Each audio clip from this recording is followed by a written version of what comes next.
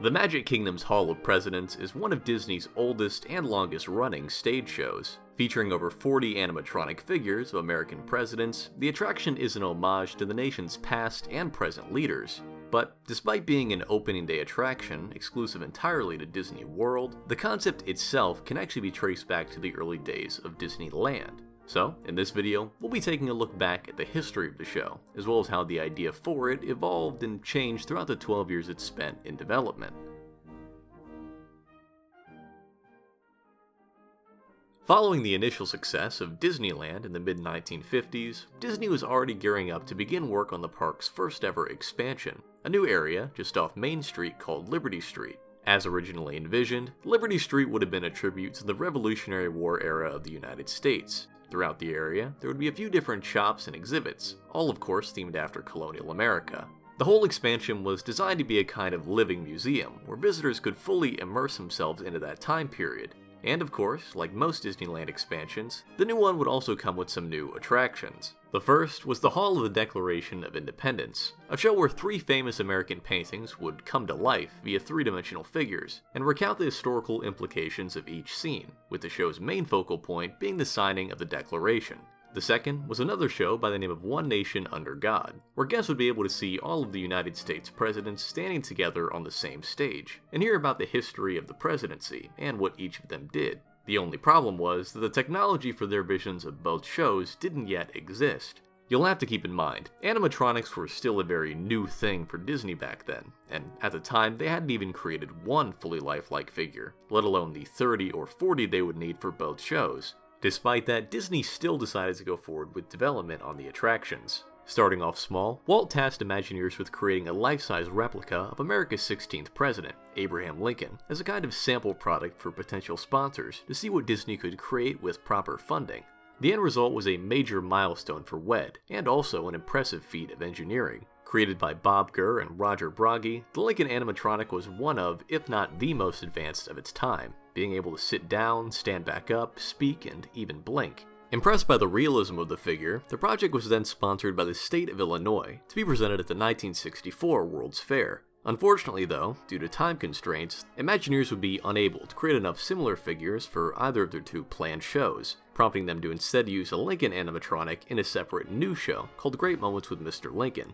To make a much longer story short, that show, along with the Carousel of Progress, were huge hits at the fair, and ended up garnering a lot of publicity for animatronics. And because of that, people were really excited about the possibility of seeing them used at Disneyland, leading Imagineers to resume work on Liberty Street and its 2 planned animatronic shows. However, as time went on, the company ended up putting their focus on the development of other attractions that they felt better utilized the same technology. Over the next couple of years, the concept for Liberty Street and its shows were continually pushed back and delayed, eventually culminating in the area's effective cancellation by the late 1960s. It wouldn't be until a few years later that the concept was unexpectedly revived. As we all know, when Disney was designing the first park for their new Florida resort, they took a majority of their inspiration from the original Disneyland park, by bringing over a majority of the same lands and attractions, but they still wanted to make a few changes. In addition to making the park itself bigger, certain lands and areas would be switched around, or in some cases left out entirely, one of those being the New Orleans Square. Considering the Magic Kingdom's proximity to the real New Orleans, they opted not to include it, and instead decided to create a new land using the leftover concepts and ideas from the now cancelled Liberty Street. You see, while the project was ultimately cancelled at Disneyland after everyone working on it was moved to other projects, the development never really stopped. Despite their main focus being on those other attractions, research was still being done for both Liberty Street shows. So, by the time the concept was officially picked back up, now for Disney World, early drafts of the show's scripts were already completed, and served as a good jumping off point for the project's new team of Imagineers. From there, the original ideas were narrowed down to better fit what they had in mind for the new park. Now instead of a Liberty Street with a cul-de-sac at the end forming a Liberty Square like originally planned, it would be just a Liberty Square. Also, instead of 2 shows, it would only be 1, with the One Nation Under God program being ultimately chosen, and subsequently renamed to the Hall of Presidents. With those new plans in mind, the next few years were spent finalizing the area's design, as well as its signature attraction.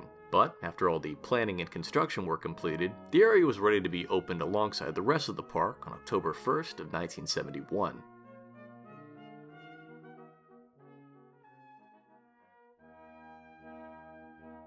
When the Hall of Presidents was first unveiled, it was quickly heralded as one of Disney's best stage shows. Its use of technology like audio animatronics, as well as a new 70mm panoramic film spread out across 5 different screens, immediately grabbed people's attention.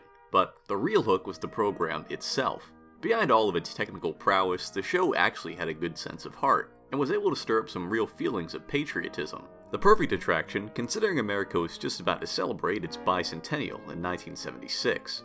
And even today, the show can still evoke a lot of those same emotions, despite being an almost entirely different experience. So, for this next part of the video, we'll be discussing what all has been changed since opening day. Of course, like any attraction that's been around for this long, there are going to be tons of smaller changes when it comes to stuff like the voice actors, script, narration, and general show outline. So we'll just be talking about the big changes, or stuff that was noticeably different between different versions of the program.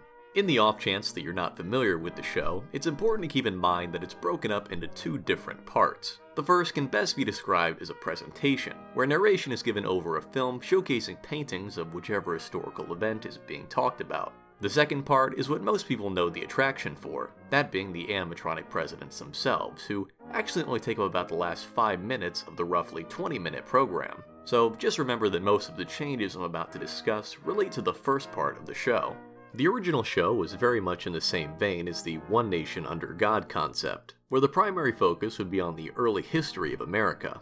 The show starts off with a recreation of the Philadelphia Convention, where the Constitution was first created. During it, you can hear speeches by Benjamin Franklin and George Washington, describing their idea of a new government. The show then goes on to display how the Whiskey Rebellion of 1791 was the first real test of this new type of government. This whole portion of the show is where you can really see the influence of the early Liberty Street show concepts, where the programs were designed to transport you back to those time periods and put you right in the middle of those events. The federal government's tariff acts are hereby declared null, void, and no law in the state of South Carolina.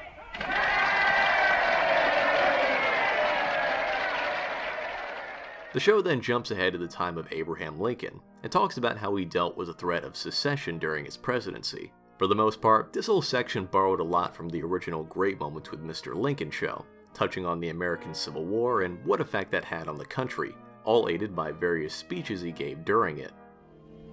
If that declaration is not the truth, let us get the statute book in which we find it and tear it out. Who is so bold to do it? No one. I won't. Not I. Well, let us stick to it then. Let us stand firmly by it. It then moves on to the present, and stresses that America's future leaders need to remember the Constitution and its values in order for the nation to live on. After that, the presentation portion of the attraction concludes with a Saturn V rocket taking off. And finally, the screens lift to reveal all 36 presidents on stage. After a roll call, Abraham Lincoln stands up and gives a final speech, once again very similar to the one he gives in the Great Moments show. After that, the program concludes by playing the Battle Hymn of the Republic as the lights dim on stage. For the first 22 years after its opening, the Hall of Presidents was left largely untouched, and was only changed when it came to the addition of new presidents as they were elected. It wasn't until October of 1993 that the show saw its first major overhaul. The new version of the program, largely influenced by historian Eric Foner, was almost entirely rewritten. Now, instead of putting the show's focus on the Constitution and how it's guided the nation's leaders, it focused primarily on slavery and other ethical issues in the United States past. Foner also rewrote Lincoln's final speech to make it different from the one that could also be heard in the Great Moments with Mr. Lincoln show. The Lincoln animatronic was also given a piece of paper to glance at during his speech and a pair of glasses. 1993 also brought one of the biggest changes to the attraction, that being the inclusion of a speech from the incumbent president. Now, instead of just adding a new animatronic president to stand in the background, the new figure would also give their own speech, a tradition that was carried on for the next president as well when they added George W. Bush in 2001.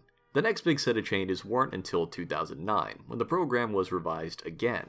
On top of adding Barack Obama and giving him his own speech, the show now also had George Washington give one as well.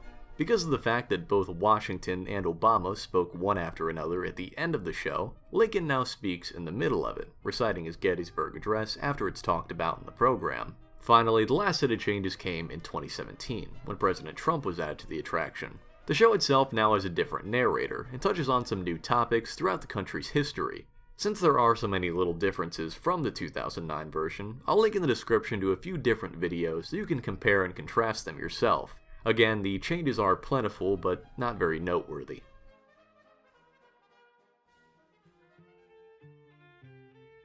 Despite how different it is from the original version, the Hall of Presidents is still a great attraction.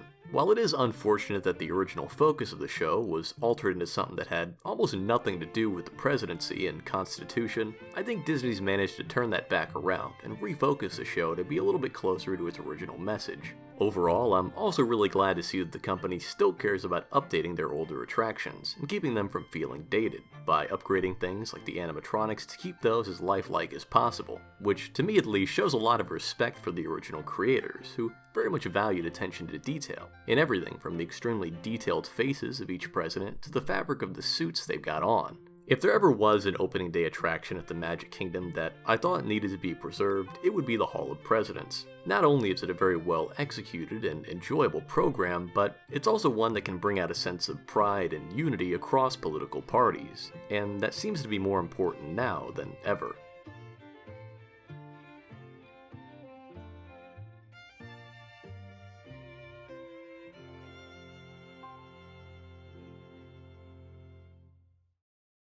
Now listen, I was wondering if I could put my name down at the bottom. Oh, okay.